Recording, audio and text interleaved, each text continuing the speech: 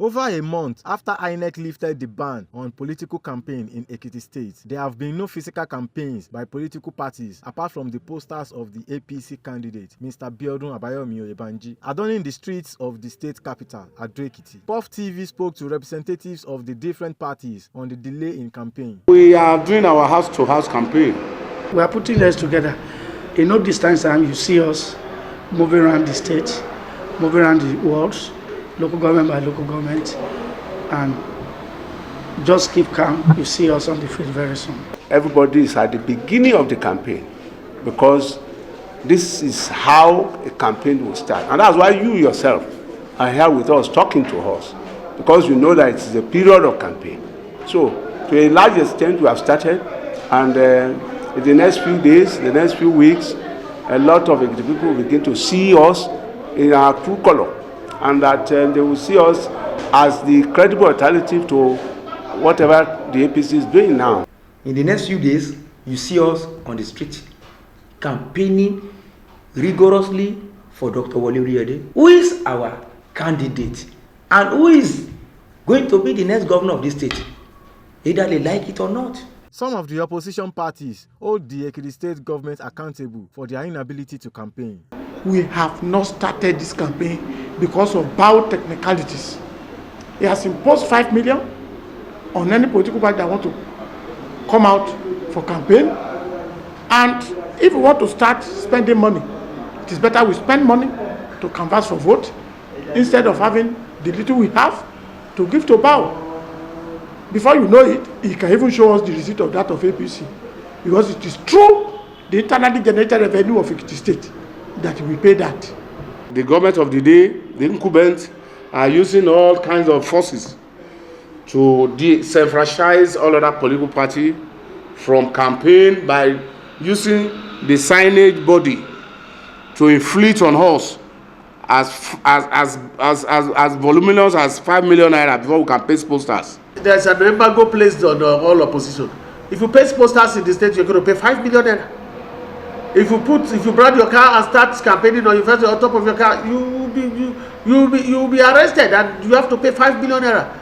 You cannot put the banners in the town because you have to pay 5 million naira. So that 5 million naira is to stop the opposition. But don't worry about that. When the right time comes, we are coming out in full force to campaign. To campaign. The election should be free and fair. If the election is free, you don't place a fee of 5 million naira. So it's only in Nigeria that I will see that election is very expensive. Election should be free and fair. Is it fair when you have the ruling party putting posters all over the state, putting the picture of the governor all over the state to contest for the 2026 gubernatorial election, and all other candidates cannot paste posters? That is very unfair. And we have the House of Assembly there. They can see this. They cannot call the governor to order. You have so we decided to keep quiet and to go and strategize on what kind of campaign we are going to embark upon. Pasting posters is just one of it. There are several ways to campaign, and we will surely campaign when the time comes. They accuse Governor Oyebanji of poor performance in key sectors, alleging that he has deployed state resources to promote an endorsement campaign. The APC and Bao government has equally failed to satisfy the worker. In spite of all the huge resources coming to the state, did you ever see any industry that sprung up in the last 3 years?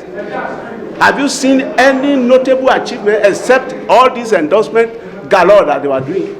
With all the money coming around, can Ekiti people vouch that this administration has satisfied them? That is why this is around. Otherwise, if there is sufficient food, there is security, there is health and all that, you won't see any government, any other party coming to campaign. But you can see the failure of Bao's government, that he only concerned and engaged himself in jamborees and propaganda and deception, deceiving people with all the money coming around, getting only few of them to share the money. Every meaningful Ekiti sons and daughters knows that he has not justified the income the government is receiving into Ekiti purse. We believe he has not done enough.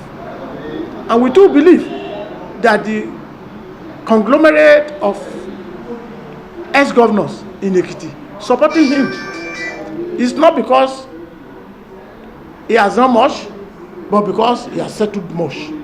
Ekiti people are really crying under him. He has said he has done, the roads was done by ramp. So there's a lot of misappropriation of funds, a lot of misuse of power, like the use of Form K on innocent individuals who are being castrated in the prisons. You know, a sort of desperations. So, and Ekiti is not a place that you can, you know, take over just like that. They are prepared to prioritize good governance if given the mandate to lead the state. But Dr. Oluyede wants to make sure that Ekiti State is industrialized. We are instituting people-driven government. All we want to do for Ekiti people is contained in our manifesto. And it's about 400-page manifesto, which we will launch very soon. And Ekiti people will now begin to see the difference between a government and a government of few people. By the time, by the grace of God, our candidate becomes the governor, Ekiti State, I tell you, we have a robust plan to turn Ekiti around economically, infrastructure. Are you getting what I'm saying? Even education, that will all be a line that Ekiti is doing well. If you see our manifesto, you know that everything we will do is to serve the people, is to make everything we will do is to go to be people's-oriented programs. 4 months to the election, some parties are still in court in respect of disputes over primaries and candidates for the election. Until the cases are resolved by the courts, the affected parties cannot commence a meaningful campaign. Olamileko Anthony, reporting for Puff TV. People of the Fountain.